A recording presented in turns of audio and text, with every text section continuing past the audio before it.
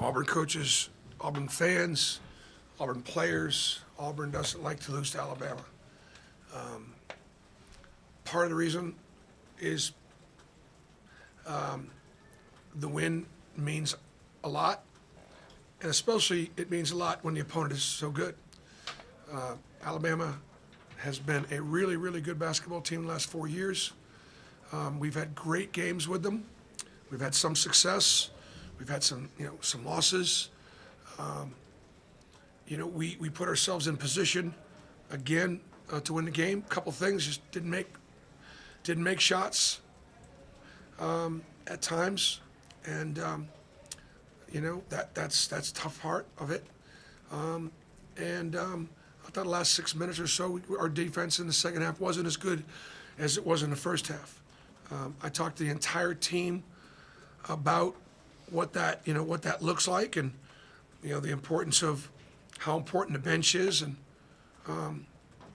that the bench needs to feel as responsible for not winning as the starters, because if the bench plays better, then I'm able to rest those guys to win at the end. So it's sort of a shared responsibility.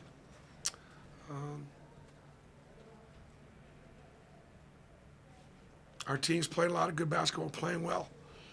Just right now, not well enough to beat maybe the best team in the country. Nathan. First, they shot better than 60% most of the game, but y'all went blow for blow most of the way until, like you mentioned, that very final stretch. Was it as simple as y'all just not making shots in the last 6 or 7 minutes? I thought that we could have made more plays defensively. We obviously chose to not come off shooters and make them beat us from 2, and they did. They got downhill and attacked our closeouts, and but if we'd come off, they'd be banging threes, and the margin would be more than what it is. And then on the offensive end, obviously I have to go back and kind of look at it, but whether it be inside shots, get an inside touch, get a good inside touch, need a bucket or a foul, get a jump shot off a ball screen, need to make a bucket. And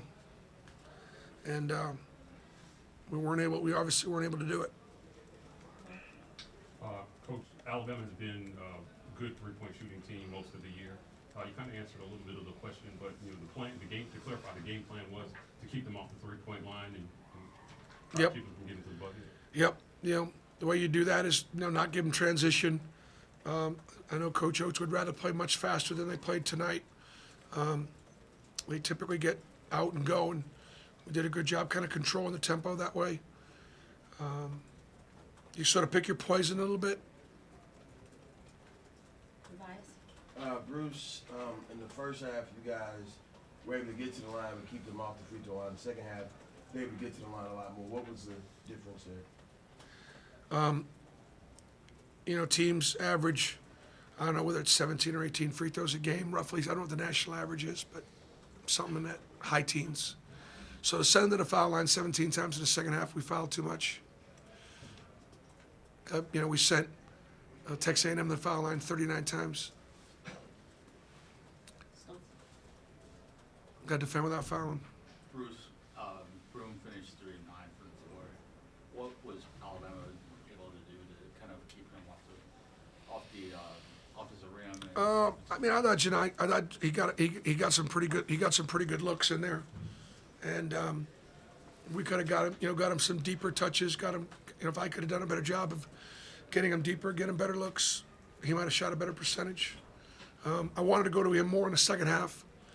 I think we started the second half trying to get it to him, but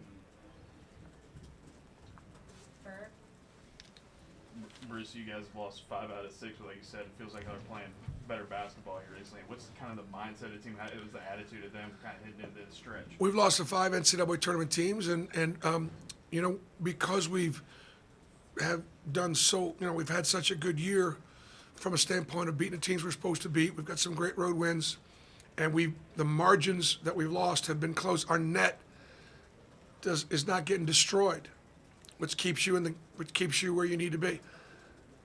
But we've got some games coming up this week that we need to win. And so that's the mindset. The mindset is how quickly can we learn from the plays that we didn't make that are continuing to cost us from winning on both ends of the floor.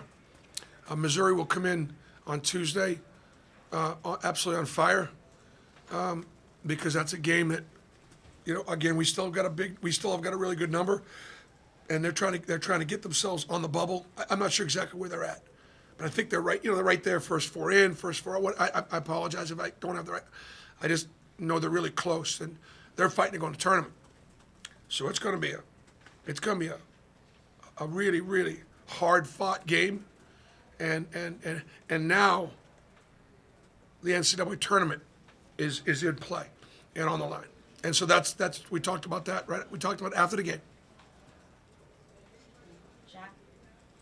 Coach, you just mentioned it, that the NCAA tournament is in play. You've had a lot of close losses against really good teams. How do you get the team to bounce back and get focused for a team like Missouri? You get the running back with both Alabama and Tennessee in the coming games. How do you get them focused? Yeah, we don't promise you. Don't worry about me getting them ready. Missouri's really good, and we'll respect them, and they'll understand. I know what you're saying. Tennessee, Alabama, lost. I get it. We need to be more than ready to play. We need to play better. We need to shoot better. We need to make plays on both ends of the floor better. We need more guys to step up. I've got to do a better job. We need all that. It won't be because we're worrying about whether it doesn't matter who we're playing. Last question, Johnny.